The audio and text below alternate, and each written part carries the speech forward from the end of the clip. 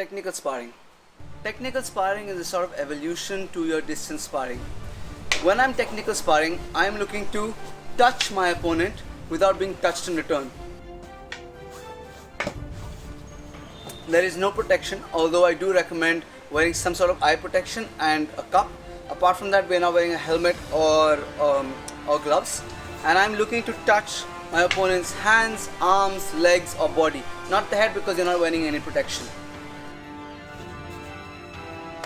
The way technical sparring sort of works is from your distance sparring. Once I am comfortable with, I trust my opponent and I trust myself, then we sort of start to close the distance. Trust is very important because if there is no protection, I need to know that I am controlled enough to not hurt my opponent, that I'm still able to touch at speed but not hurt, and I know that my opponent is able to touch at speed and not hurt me.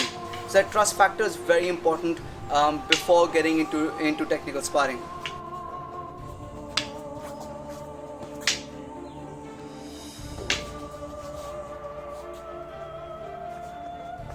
The other reason why technical sparring is so important is because we often forget that this is supposed to be a blade. You can take a lot of beating when you're doing full contact sparring, but because there's so much adrenaline coursing through you, you don't even really feel it until much later. With technical sparring, you're fighting in a more blade context because you're looking to touch or cut without being touched or cut in return.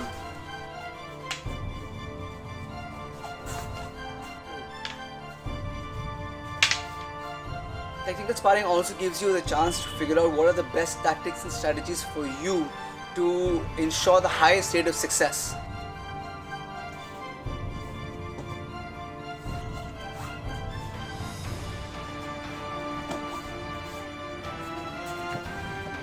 And so technical sparring really gives us an opportunity to fight at an intensity which is not as high as full contact sparring, but it also has some consequences unlike distance sparring.